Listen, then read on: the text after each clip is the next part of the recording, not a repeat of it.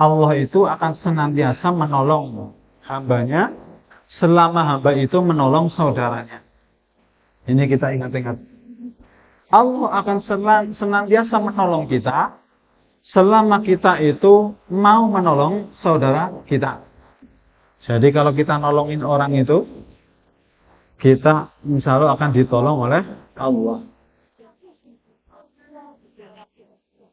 Dan kita mencintai kaum muslimin, mencintai orang-orang yang beriman. Ketika kita senang, kita mendapatkan kebaikan, kita juga harus senang orang lain, kaum muslimin mendapatkan kebaikan. Ketika kita senang, kita mendapatkan rezeki yang berkah, mendapatkan hidayah, mendapatkan kebahagiaan, kita juga harus senang. Saudara-saudara kita sama kaum muslimin mendapatkan hal yang serupa. Maka apabila rasa cinta kita kepada kaum muslimin ada dalam hati kita dan ia kuat dalam hati kita, maka akan terhindarkan segala macam bentuk penyakit iri dan dengki dari dalam hati kita.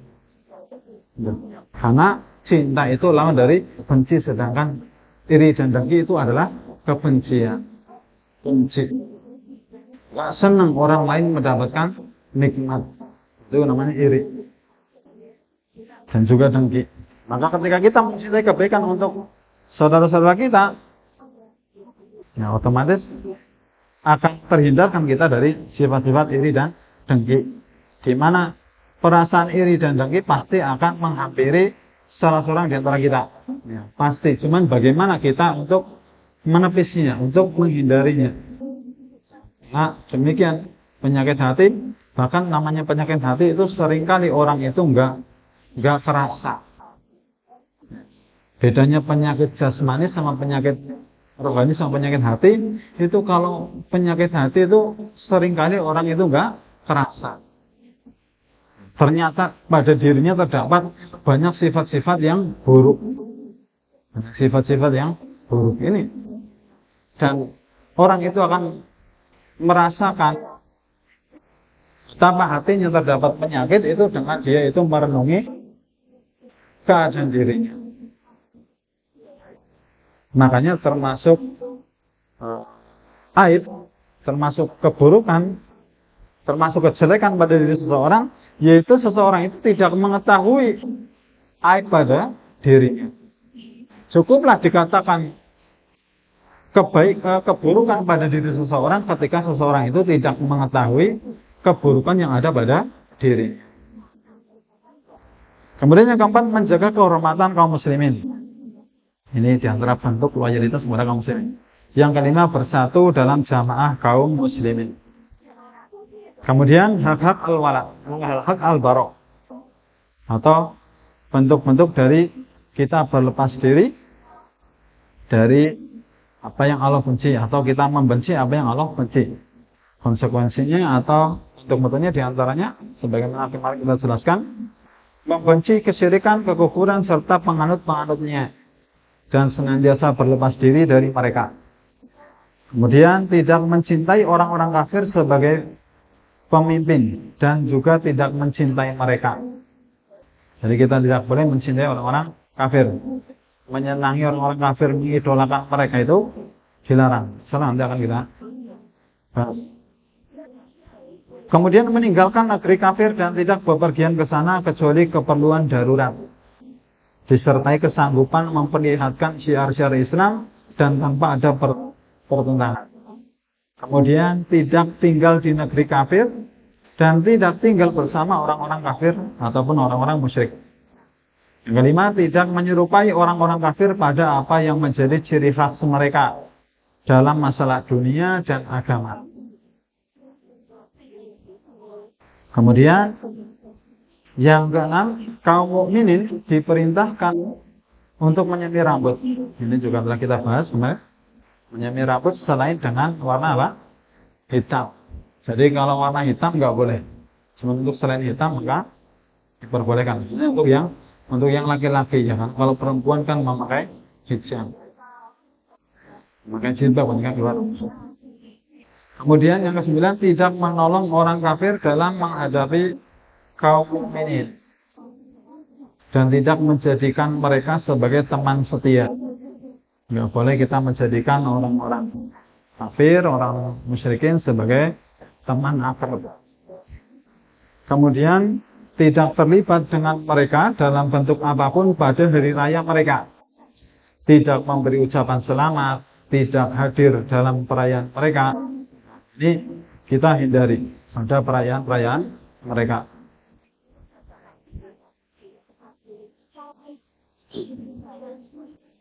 Kemudian yang kesembilan, tidak memohonkan ampun dan rahmat untuk mereka.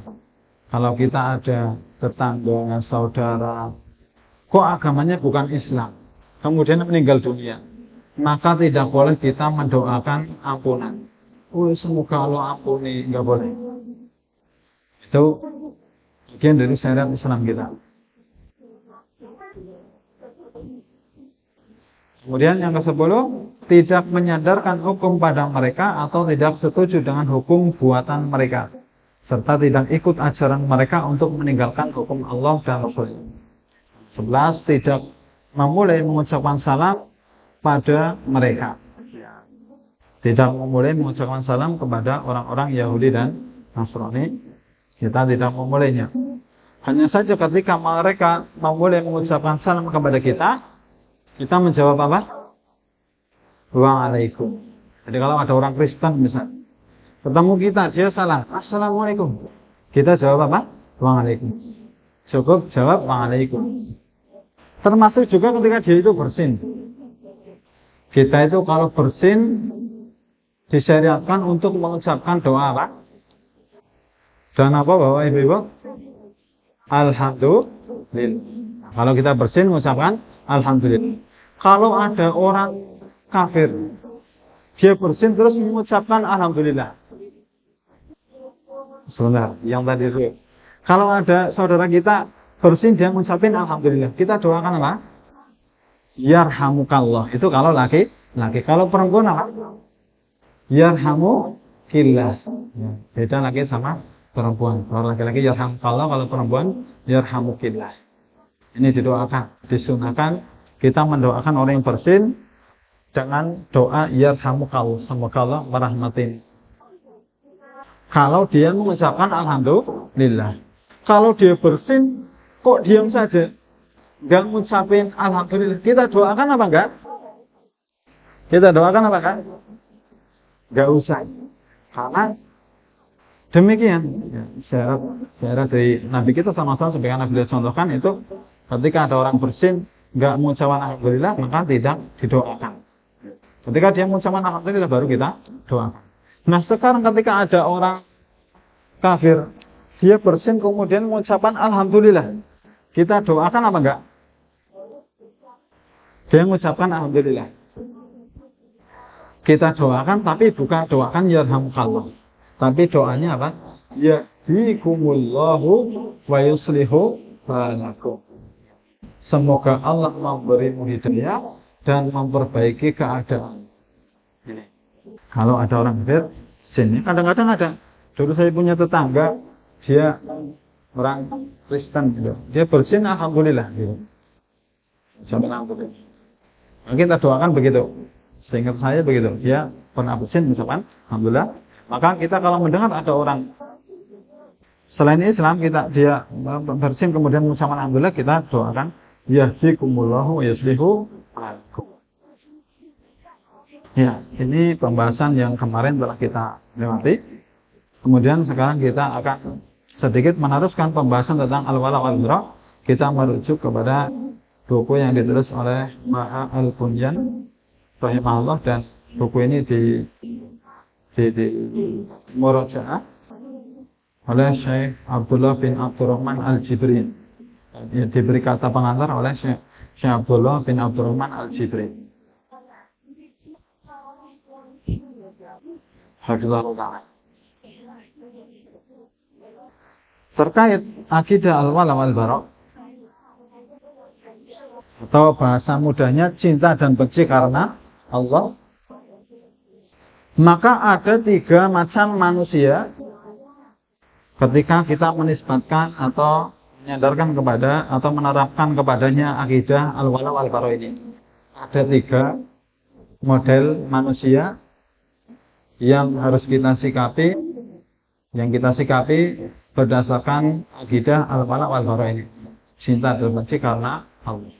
Yang pertama adalah orang-orang yang secara mutlak, di mana kita itu harus berloyal kepada mereka. Yaitu mereka adalah orang-orang yang beriman. Orang-orang yang beriman kepada Allah dan Rasul-Nya, serta menegakkan syiar-syiar Islam. Dan melaksanakan kewajiban-kewajiban dan menjauhi segala yang diharamkan oleh Allah dengan niat karena Allah Ta'ala semata.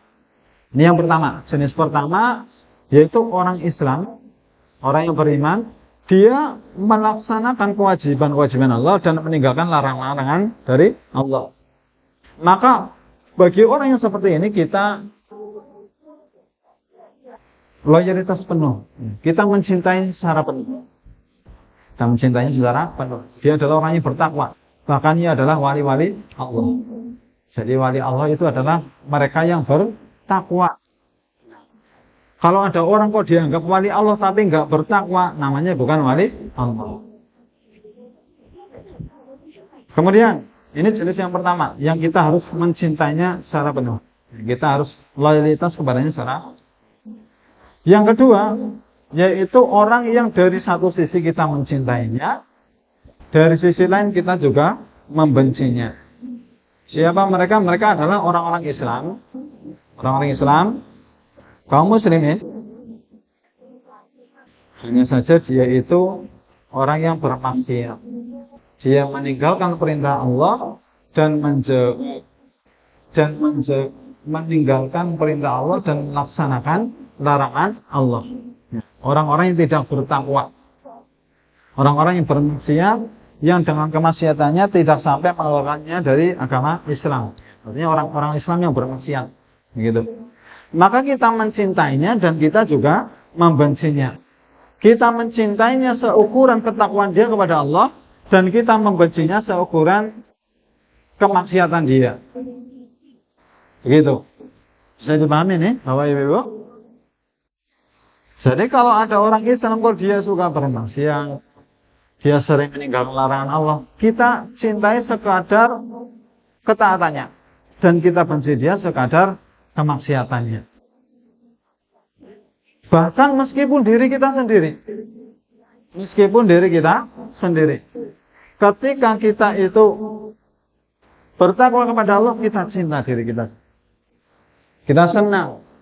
Kita bersyukur kepada Allah, kita itu dimudahkan oleh Allah SWT untuk bertakwa. Tetapi ketika kita bermaksiat kepada Allah, kita merasa tidak senang, merasa benci. Maka dengan perasaan ini bahkan kita akan menjadikan diri kita akan mudah untuk kembali kepada Allah. Kok saya begini ya? Kok saya masih banyak berbuat dosa? Itu akan muncul rasa menyalahkan diri sendiri ketika kita terjatuh ke dalam perbuatan dosa. Dan ini adalah kebaikan. Di mana dengan perasaan itu nanti seorang yang beriman dia akan kembali kepada Allah. Dia menyesal ketika dia terjatuh ke dalam sebuah kemaksiatan atau keburukan.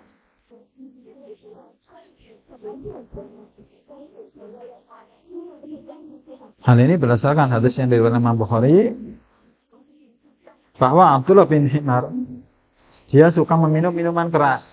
Kemudian dia didatangkan kepada Rasulullah SAW.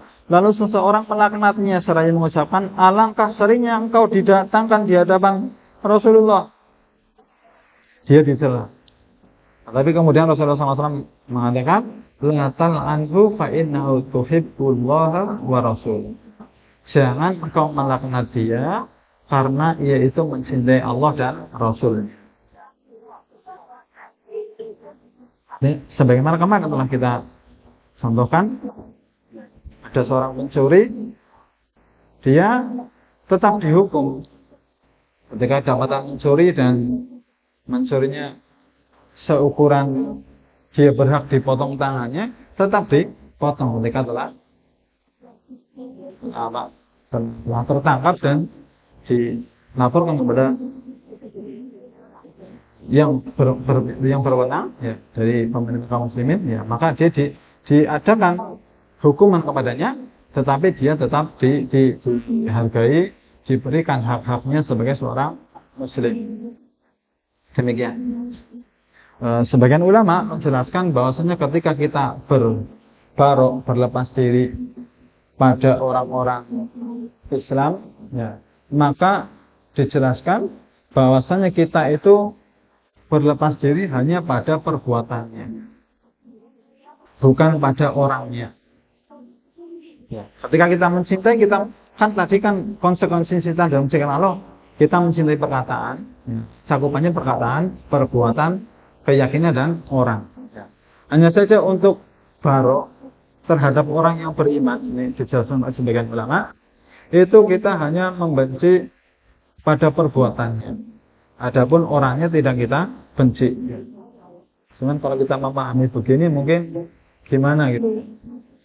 Setidaknya kita bisa melihat bagaimana praktek Rasulullah SAW ketika beliau menghukum. Karena kita kalau membaca hadis tentang ada seorang yang berzina, kemudian dia ditegakkan rajam, saya begitu. Kemudian ada yang mencela, maka sama Nabi nggak boleh dicela. Ya. Seperti kasusnya yang tadi ini. Tapi dia tetap dihukum. Nah itu bentuk dari, bahkan itu adalah bentuk kasih sayang kepada dia. Jika kita menghukum seseorang yang bersalah, bahkan itu termasuk bentuk dari kasih sayang kita kepada dia. Ya. Demikian pula kisah Ubay bin Ka'ab radhiyallahu anhu ketika beliau dihajar, diboikot oleh Rasulullah SAW dan para sahabat beliau. Nabi SAW tetap mencintai Ubay bin Ka'ab ya, yang 3 orang diboikot itu. Ya. Nabi SAW tetap mencintai beliau. Tetapi meskipun demikian, Nabi SAW tetap menerapkan boikot, tetap menerapkan hukuman kepada sahabat ini, kepada 3 sahabat yang diboikot. Ini bisa kita lihat sebagai contoh praktek Nabi dalam penerapan al-wala wal bara. Ada poinnya kedua ini, jadi dari satu sisi orang itu dia berhak untuk dicintai dan kita loyal kepadanya, tetapi dari sisi lain kita harus membencinya dan berlepas diri dari dia. Kita benci dia dari perbuatannya melakukan perbuatan dosa. Tetapi kita tetap mencintainya di mana dia itu sebagai seorang yang beriman. Kita mencintainya sebagai kaum muslimin, tetapi kita membenci perbuatannya yang mendurhakai Allah Subhanahu wa taala. Bisa dipahami ini, Bapak Ibu? Kemudian yang ketiga, yaitu kita secara mutlak harus benci dan harus memusuhi, serta kita berlepas diri dari mereka. Siapa ini? Mereka adalah orang-orang musyrikin dan orang-orang kafir. Karena jelas kita harus berlepas diri dari mereka dan juga dari perbuatan mereka, kekafiran mereka dan kemusyrikan mereka. Kemudian pembahasan berikutnya yaitu bentuk-bentuk wala kepada beberapa golongan manusia ini.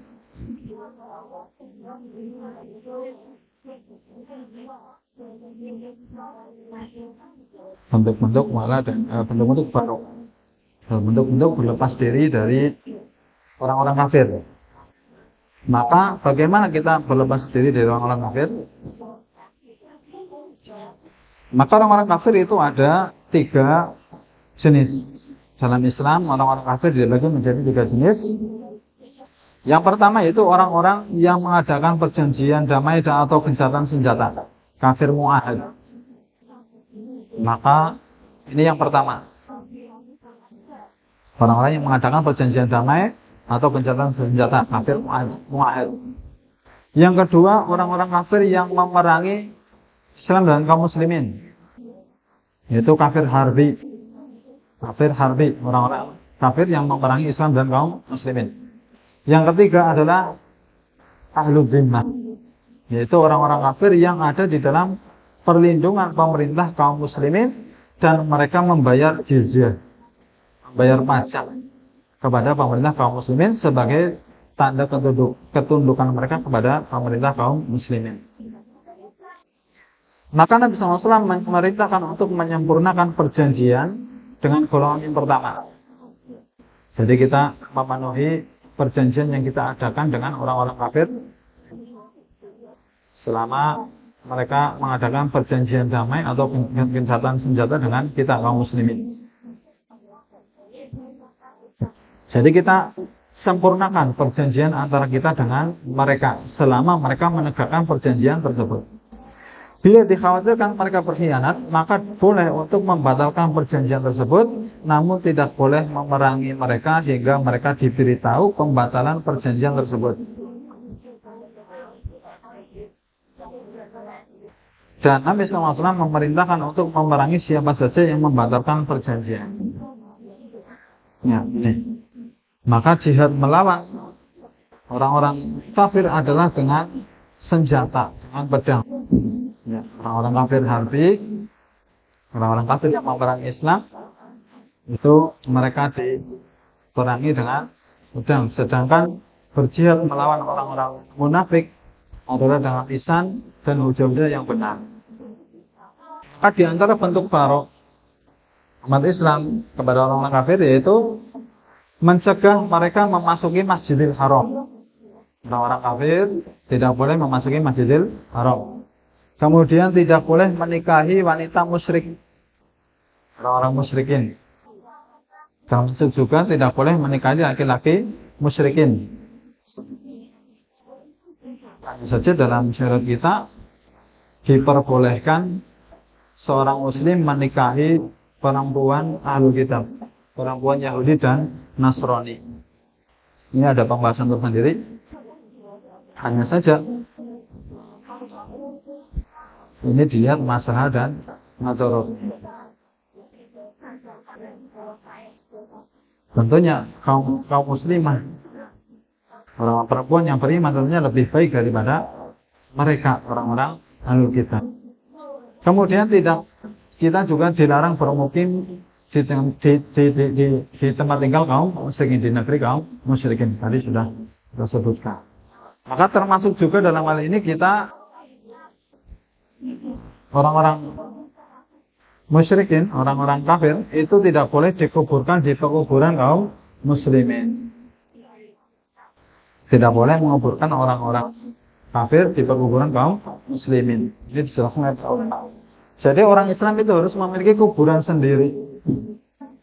Harus memiliki kuburan sendiri yang terpisah dengan kuburannya orang-orang kafir. Tidak boleh dicampur. Makanya ide yang bagus. Ya. Kalau ada kaum muslimin mau mewakafkan tanahnya untuk pekuburan khusus kaum muslimin. Dan di antara bentuk loyal kita kepada kaum muslimin, kita ketika kaum muslimin meninggal dunia, kita mengurus jenazahnya, kita sholati, kita mandikan, kita kasih kain kafannya pun dikasih minyak wangi, diantar ke kuburan. Ya. Begitu. Adapun kalau ada orang non muslim meninggal dunia, ada orang kafir meninggal dunia, maka kita serahkan kepada mereka yang sama-sama agamanya. Ada orang Buddha meninggal, kita serahkan biar mereka teman-temannya orang Buddha yang mengurusi. Kalau ada orang Kristen meninggal, ya biar teman-temannya orang-orang Kristen yang pada ngurusin. Kalau nggak ada yang ngurusin, ada orang Kristen sendirian di desa. Nanti kamu meninggal dunia nggak ada yang ngurusin. Nah baru orang Islam itu turun tangan.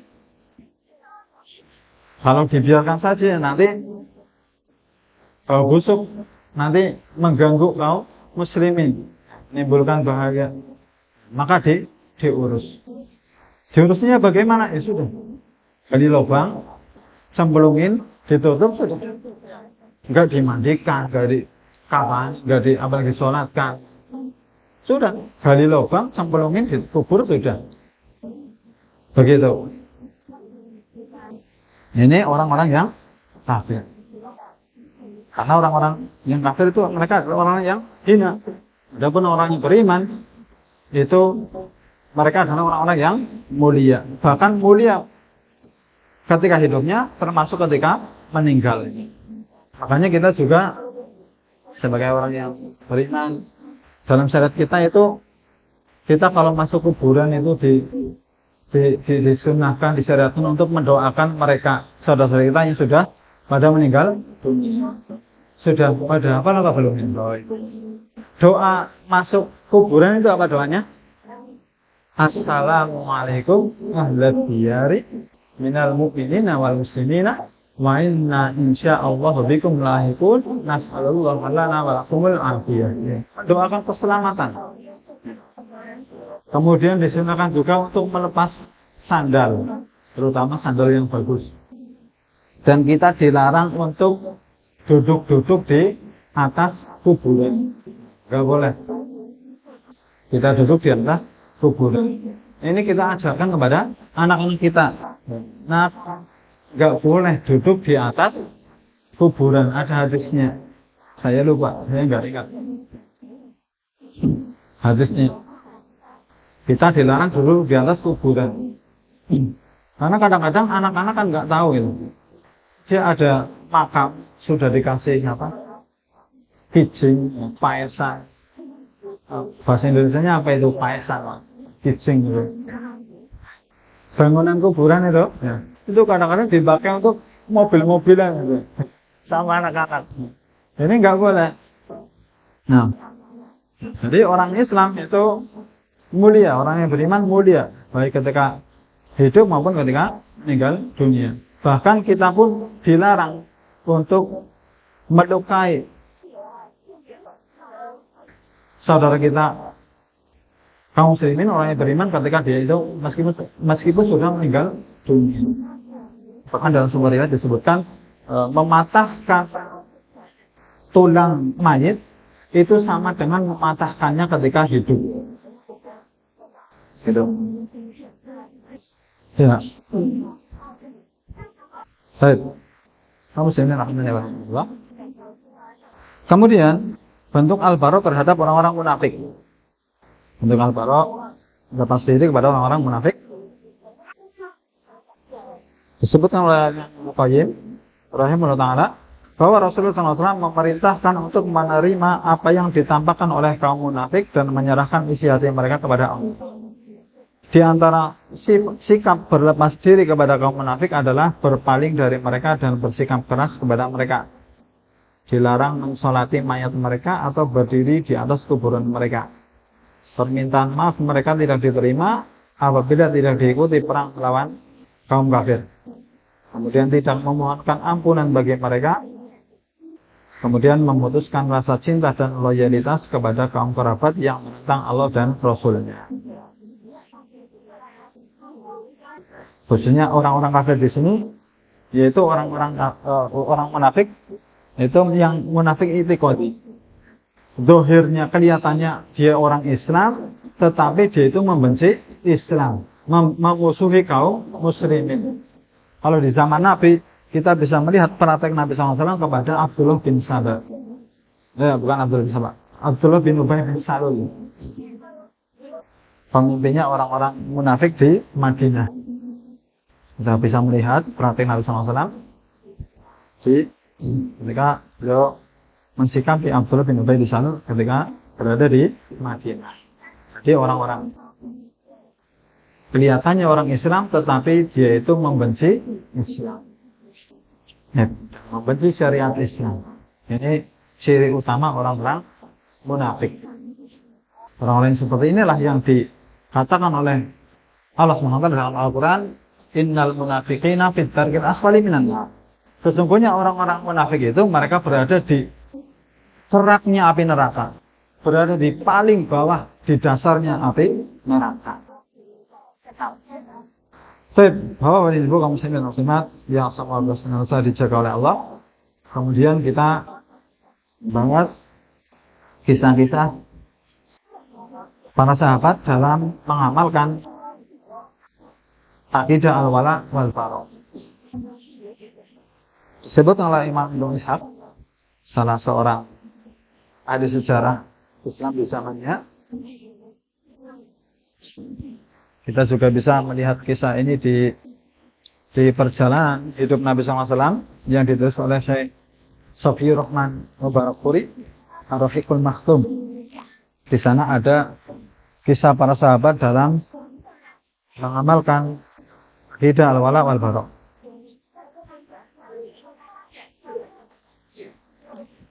Dalam satu riwayat disebutkan bahwa Abu Dujanah radhiyallahu anhu, salah seorang sahabat Nabi SAW, beliau merelakan tubuhnya untuk menjadi perisai bagi Rasulullah SAW. Punggungnya terkena anak panah untuk melindungi tubuh Rasulullah SAW, sehingga banyak sekali anak panah di punggungnya.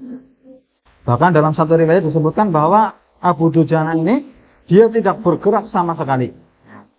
Insyaallah, Abu Dujanah. Jadi beliau rela menjadi tameng bagi Nabi. Ada anak panah dihadang sama Abu Dujanah ini.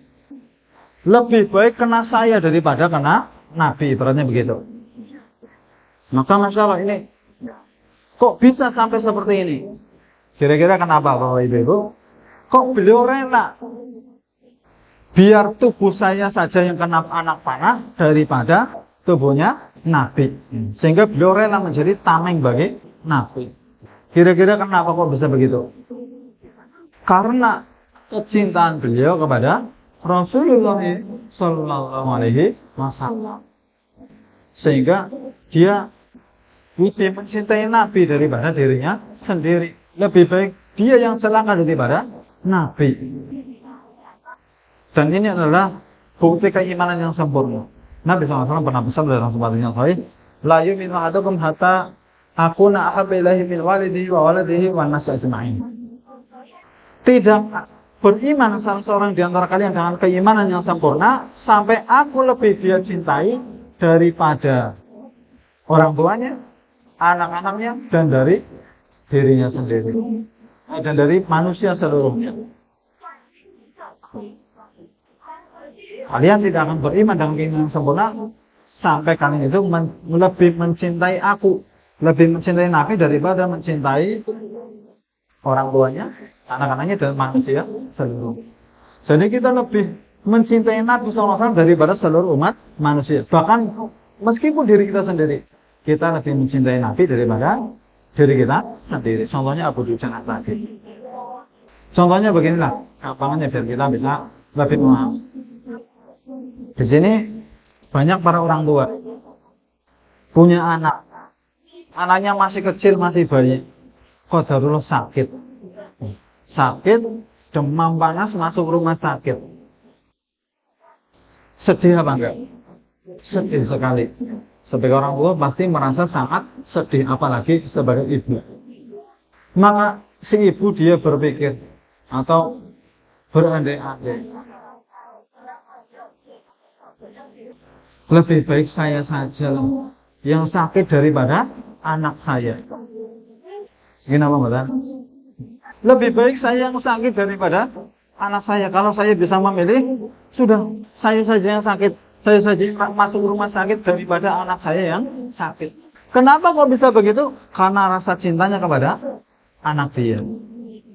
Maka demikianlah seorang muslim, seorang yang beriman kepada Allah dan Rasulnya, kepada hari akhir, dia harus mencintai Rasulullah SAW lebih cintanya kepada dirinya sendiri.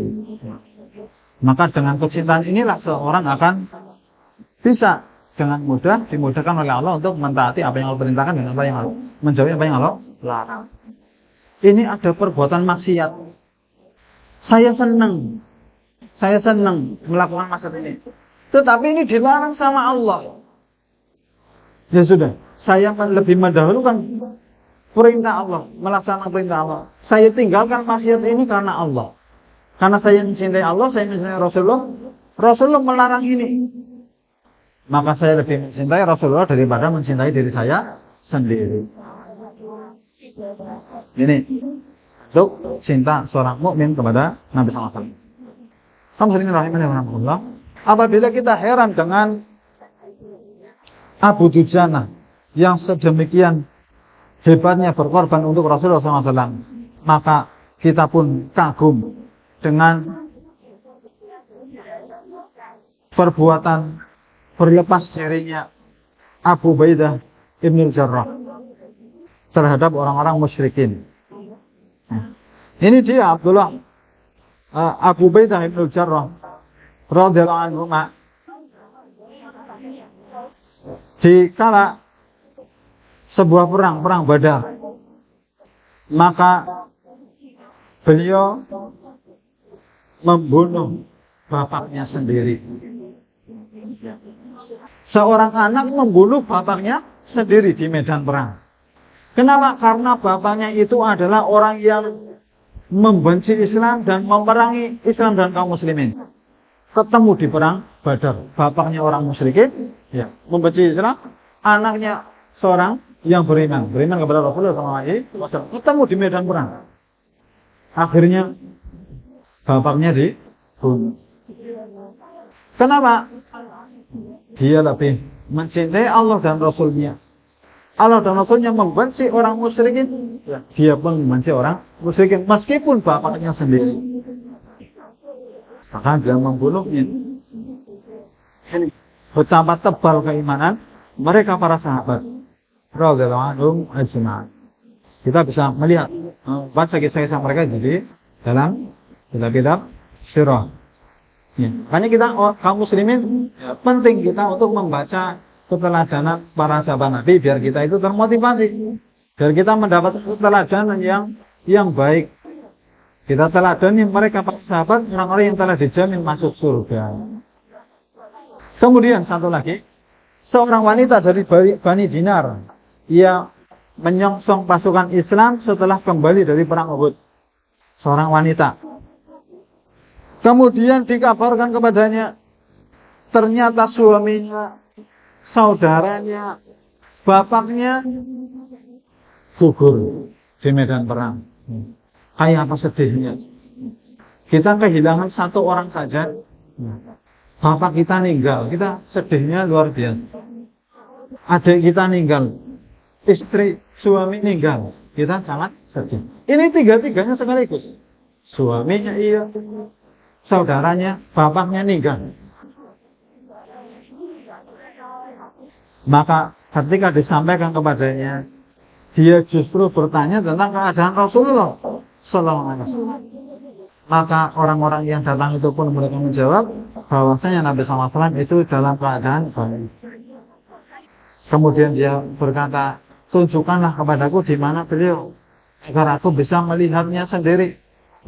Dia minta agar bisa melihat beliau Sallallahu Alaihi Wasallam. Maka mereka pun menunjukkannya hingga wanita itu melihatnya sendiri keadaan Rasulullah SAW. Dan ketika ia melihat keadaan Nabi SAW dalam keadaan baik, apa yang dia ucapkan? Kullu musibatin ba'daka jalalu. Segala musibah ketika melihat engkau wahai Rasulullah SAW, ketika melihat engkau selamat, itu ya, hanyalah musibah yang kecil. Musibah yang kecil. Lihat betapa kecintaan mereka para sahabat Nabi kepada Rasulullah SAW. Dan inilah yang harus kita teladani. Ketika bertentangan antara hawa nafsu kita dengan apa yang dibawa oleh Rasulullah SAW, maka kita mendahulukan apa yang dibawa oleh Rasulullah SAW. Kita taati beliau daripada kita itu mengikuti hawa nafsu kita. Dan ini adalah tanda keimanan yang sempurna pada diri seseorang. Kaum muslimin wal muslimat. Satu lagi pembahasan terkait al-wala wal bara, yaitu terkait hukum tasyabuh, menyerupai orang-orang kafir dalam kekhususan mereka, baik kekhususan dari perkara dunia maupun perkara agama. Yang pertama, menyerupai orang-orang kafir dalam lahir dan batin. Penampilannya kayak orang kafir persis gitu. hatinya juga seperti mereka, ya, mencintai kekufuran dan membenci Islam. Maka yang seperti ini mengeluarkannya dari agama Islam. Yang kedua, menyerupai atau bersepakat dengan orang kafir secara batin saja. Hatinya itu bersama orang kafir, seperti keadaannya orang kafir, tetapi nampaknya dia orang Islam. Lahiriahnya dia orang Islam, tetapi hatinya itu membenci Islam, hatinya mencintai kekufuran. Maka yang seperti ini pun juga mengeluarkan pelakunya dari Islam menurut ijma ulama. Dan inilah kemunafikan yang besar. Kemudian yang ketiga, bersepakat secara lahir namun tidak secara batin. Menyerupai orang-orang kafir, penampilannya, zahirnya, tetapi hatinya enggak. Hatinya tidak. Hatinya tidak menyimpan kekufuran. Hanya zahirnya saja yang seperti orang-orang kafir. Maka ada dua keadaan. Yang pertama, dia sepakat dengan mereka karena dipaksa, akan dibunuh atau akan disiksa. Ya, bukan sekedar ancaman saja, tapi benar-benar dipaksa akan dibunuh atau disiksa. Maka dalam keadaan ini dia tidak kufur selama hatinya itu bersepakat dengan lidah. Ya. Selama hatinya tenang dalam keimanan, sedangkan yang nampak itu pada perkataan ataupun perbuatannya saja. Adapun hatinya tetap tenang dengan keimanan. Jadi kalau ada orang Islam, dia dipaksa untuk mengucapkan kalimat kufur atau untuk melakukan perbuatan kekufuran atau melakukan hal-hal yang menjadi ciri khas orang-orang kafir, tetapi karena dia itu dipaksa, mau dibunuh, mau disiksa, ya, sedangkan hatinya tetap beriman kepada Allah dan Rasulnya, maka orang yang seperti ini dia tidak menjadikannya keluar dari agama Islam. Dalilnya ada firman Allah Subhanahu wa taala dalam surat An-Nahl ayat 106. Man kafara billahi min ba'di imanihi illa man ukriha wa qalbuhu mutmainnun bil iman. Barang siapa kafir kepada Allah setelah dia beriman, dia mendapatkan kemurkaan Allah. Kecuali orang yang dipaksa kafir padahal hatinya tetap tenang dalam keimanan. Ini yang pertama. Menyerupai orang-orang kafir tetapi hanya pada lahirnya saja, sedangkan batinnya tetap dalam keimanan. Yang kedua, dia sepakat dalam hatinya, dalam lahirnya, dia sepakat dalam lahirnya menyerupai orang-orang kafir, tetapi hatinya menyalahi mereka dengan tujuan duniawi, seperti ingin jadi pemimpin atau ambisi kedudukan dan jabatan, atau untuk keren-kerenan gitu ya, biar seperti nampak kelihatan hebat atau yang semisalnya. Maka para ulama berbeda pendapat. Ada yang menyatakan dia ada yang menjadikannya sebagai perbuatan yang membuatnya keluar dari agama Islam. Ada juga yang tidak sampai, ya, berpendapat tidak sampai mengeluarkannya dari agama Islam. Hanya saja ini termasuk ke dalam dosa besar. Misalnya ada orang Islam kok pakai salib. Salib kan kekhususan orang-orang Kristen. Ada orang Islam pakai kalung dikasih bandulnya salib. Kan kekhususan mereka. Maka selagi hanya nampak zahirnya saja, maka ulama tadi berbeda pendapat. Ada yang mengatakan keluar dari Islam, ada yang juga mengatakan ini hanya keharaman saja. Ini adalah dosa besar, sampai tidak sampai mengeluarkannya dari agama Islam.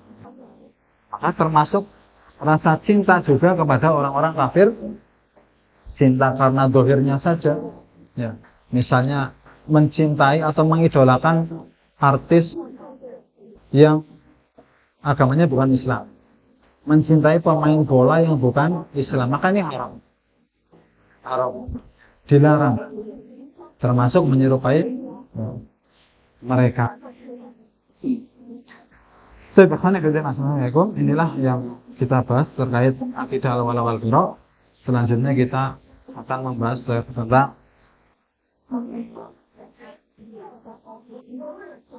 syarat diterimanya amal ibadah. Syarat diterimanya amal ibadah. Penulis di sini menyebutkan sebuah pertanyaan terkait amalan. Jadi amalan itu ada yang diterima oleh Allah, ada juga yang tidak diterima. Jadi enggak setiap kita beramal itu diterima sama Allah. Enggak setiap amalan kita itu berpahala. Tetapi ada amalan-amalan yang tidak mendapatkan pahala dari Allah. Sehingga bagaimana agar amalan kita itu bisa diterima oleh Allah, bisa berpahala, maka harus dipenuhi syarat-syaratnya. Tentunya seorang yang beriman kepada Allah dan hari akhir, dia sangat-sangat berharap amal ibadahnya itu berpahala. Makanya orang-orang yang beriman itu mereka berlomba-lomba untuk beramal soleh. Karena dengan amal soleh inilah nanti akan menjadikan dia bisa masuk ke dalam surga. Nah, kalau sekarang sudah capek-capek beramal, ternyata sampai di akhirat ternyata amalannya hangus, tidak berpahala, ya betapa ruginya. Ibaratnya kita itu sudah bekerja capek-capek sebulan penuh, waktunya gajian, bosnya mengatakan, wah kerjaanmu gak ada yang beres, malah kamu bikin kacau kerjaan, bikin rusak barang-barang, kamu gak dapat gaji, kamu sekarang didenda. Kalau nggak bisa bayar denda, kamu tak penjara. Sedih apa? Sedih itu. Bayangannya sudah akhir bulan mau dapat gajian, ternyata malah dapat kerugian. Nah, untuk bilang dalik, itulah permisalan orang-orang yang amalannya tidak diterima di akhirat. Ketika di dunia dia merasa sudah banyak beramal, sudah banyak berbuat baik, ternyata ketika sampai di akhirat nggak ada yang diterima. Nah, untuk bilang dalik. Kita membaca di akhir surat Al-Kahfi, wa hal nunabbi'ukum bil akhsarina a'mala alladziina dhalla sa'yuhum fil hayati dunya wa hum yahsabuna annahum yuhsinuna sun'a. Maukah kalian kami kabarkan tentang orang-orang yang paling merugi amalannya, yaitu mereka yang sesat ketika di dunia, tetapi mereka menyangka mereka telah berbuat sebaik-baiknya. Maka seorang muslim harus paham, harus tahu bagaimana agar amalannya bisa diterima oleh Allah. Maka para ulama menjelaskan syaratnya ada 3. Syaratnya ada 3. Yang pertama adalah imanul amil, keimanan orang yang beramal. Artinya orang itu beragama Islam, orang itu beriman kepada Allah dan Rasulnya. Ini syarat yang pertama. Bukan orang-orang yang kafir. Maka orang di luar Islam sebanyak apapun amalannya tidak akan diterima oleh Allah. Sebanyak apapun kebaikannya. Jadi kalau ada orang Kristen, orang Yahudi, orang Hindu, orang Buddha, wah saya ikut bangun masjid kok, saya bikin jalan banyak, saya sering sedekah sama orang-orang. Ya kalau orang Islam puasa, saya juga ikut puasa. Enggak apa? Enggak bermanfaat buat dia, enggak bermanfaat. Ya, karena syaratnya agar amalan dia diterima, dia harus masuk ke dalam agama Islam. Sebanyak apapun amalan kebaikannya orang-orang di luar Islam, ya kalau dia enggak masuk Islam, dia enggak dapat pahala. Di akhirat dia enggak dapat pahala, ya tempatnya hanyalah neraka. Enggak dapat bagian apa-apa di akhirat nanti. Ini orang-orang yang kafir. Maka syarat pertama yaitu harus beriman. Orang-orang Islam, orang-orang yang beriman. Yang kedua yaitu amalannya harus ikhlas. Harus ikhlas. Hanya mengharap pahala dari Allah. Hanya menunjukkan amalannya untuk Allah. Maka siapa yang tidak ikhlas, amalannya tidak akan diterima oleh Allah. Siapa yang tidak ikhlas, amalannya tidak diterima. Dan masalah keikhlasan ini perkara yang berat bagi hati, bagi jiwa. Para ulama mengatakan keikhlasan itu berat bagi jiwa. Kenapa kok berat? Karena jiwa itu sama sekali nggak dapat bagian apa-apa. Sekali nggak dapat bagian apa-apa. Nggak dapat pujian, nggak dapat sanjungan, nggak dapat dunia, begitu. Termasuk juga orang-orang yang menunjukkan ibadahnya kepada selain Allah, beribadah kepada patung, beribadah kepada jin, kepada setan, itu nggak akan diterima oleh Allah. Jadi kalau ada orang berbuat kesyirikan, amalnya tidak diterima, sebagaimana telah kita lewati pada pembahasan yang telah lalu. Kemudian yang ketiga, syarat diterimanya amalan yaitu harus sesuai dengan tuntunan Rasulullah Sallallahu Alaihi Wasallam. Harus sesuai tuntunan, ada tuntunannya dari Rasulullah Sallallahu Alaihi Wasallam, sesuai sunnah Nabi. Ada tuntunannya. Ya. Apapun amalannya, sebanyak apapun amalan itu, ketika tidak ada tuntunannya dari Rasulullah SAW, maka amalan tersebut tertolak, tidak berpahala di sisi Allah, tidak diterima oleh Allah. Karena Allah lah yang menghidupkan kita, yang menciptakan kita untuk beribadah, maka kita beribadah harus sesuai dengan apa yang diinginkan oleh Allah dan Rasul. Dan Allah telah mengutus Rasulullah untuk menjelaskan, begini loh kita itu beribadah. Jadi kita itu kalau nggak diutus Nabi, kita nggak tahu bagaimana beribadah kepada Allah. Maka kemudian Allah mengutus Nabi. Nabi ini menjelaskan kepada kita cara beribadah kepada Allah. Ketika kita tidak mengikuti tuntunannya Nabi dalam beribadah, maka tidak diterima. Tidak diterima oleh Allah.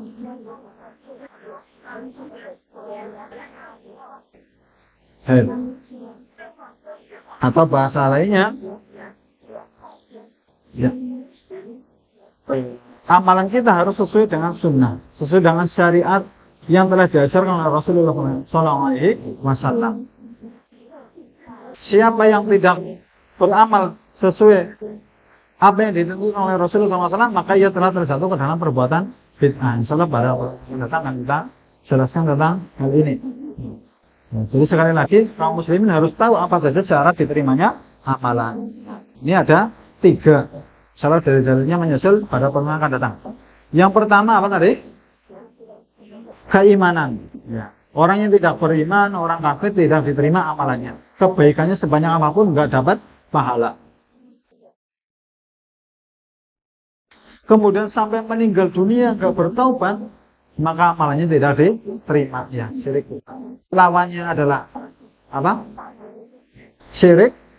Nah, sekarang sesuai sunnah, sesuai ajaran Nabi SAW, lawannya adalah bid'ah. Ini adalah 3 amalan yang tiga syarat amalan yang diterima. Siapa saja beramal tanpa ada ketiga syarat ini, maka amalannya tidak diterima oleh Allah Subhanahu wa Ta'ala. Bisa dipahami ini Bapak Ibu ya? Syarat yang pertama apa? Beriman. Yang kedua apa? Ikhlas. Yang ketiga, sesuai sunnah, sesuai ajarannya Nabi. Insyaallah pada pertemuan akan kita jelaskan lebih rinci beserta dalilnya, dan juga akan kita membahas tentang sampai tentang bid'ah, di mana di sini beliau juga menjelaskan tentang bid'ah yang menjadi lawan bagi sunnah. Seorang muslim harus tahu. Jadi tidak sekedar katanya-katanya. Bid'ah itu apa sih? Harus tahu. Ya. Tidak sekedar katanya. Insyaallah akan kita jelaskan betapa banyak orang itu salah paham terkait bid'ah ini, sehingga salah dalam menghukumi. Ya. Karena kita itu ketika mengatakan apalagi berbicara masalah agama harus sesuai dengan dalil, harus dengan ilmu, jangan hanya sekedar ikut-ikutan saja. Kemudian bahwa ibu kaum muslimin dan muslimat yang semoga dijaga oleh Allah, ada hal yang harus kita perhatikan terkait syarat diterimanya amal ini, bahwa ada hal-hal, ada perbuatan-perbuatan dosa yang meskipun seseorang itu telah memenuhi syarat diterimanya amal, dia sudah orang yang beriman, dia orang Islam, dia sudah ikhlas, dia sudah mengerjakannya sesuai sunnah, tetapi ada dosa-dosa yang membuat dia itu amalan dia tidak diterima. Insyaallah yang kita bahas pada pertemuan yang akan datang dengan selanjutnya. Contohnya saya jelaskan. Contohnya saya berikan contoh satu-satu dulu. Yaitu orang yang meninggalkan sholat asar. Kata Nabi Sallallahu Alaihi Wasallam dalam hadis riwayat Imam Bukhari, "Man taraka sholat al-asri faqad habita amaluhu." Barang siapa meninggalkan sholat asar, maka terhapuslah amalannya. Jadi orang kalau meninggalkan sholat asar, itu amalannya nggak diterima sama Allah. Meskipun sudah ikhlas, meskipun dia orang beriman, meskipun amalannya sholatnya sesuai dengan, atau meskipun amalan itu sesuai dengan apa yang dilakukan oleh Rasulullah SAW. Ketika dia itu meninggalkan sholat asar, sebagaimana kata Nabi SAW di sini, itu amalnya tidak diterima. Karena perbuatan dosa. Dan ada dosa-dosa lain yang nanti menyebabkan amalan kita itu tidak diterima oleh Allah, sehingga kita itu harus waspada. Harus waspada. Dan ini banyak orang-orang terjatuh ke dalamnya. Ya. Dikhawatirkan dia termasuk orang yang tidak diterima amalnya karena melakukan dosa-dosa yang bisa menghalangi amalannya diterima oleh Allah Subhanahu wa Ta'ala. Insyaallah akan kita bahas pada pertemuan yang akan datang. Untuk malam hari ini kita cukupkan sampai di sini. Kita mohon kepada Allah Subhanahu wa Ta'ala agar amalan kita itu diterima dan kita diberikan tambahan ilmu serta dimudahkan untuk mengamalkannya dan menjadikan amal kita itu berpahala di sisi Allah Subhanahu wa Ta'ala sehingga bisa bermanfaat untuk kita di hari kiamat kelak. Sallallahu alaihi wa ala alihi wasallam. Subhanakallahumma wa bihamdika asyhadu an la ilaha illa anta astaghfiruka wa atubu ilaik. Wassalamualaikum warahmatullahi wabarakatuh.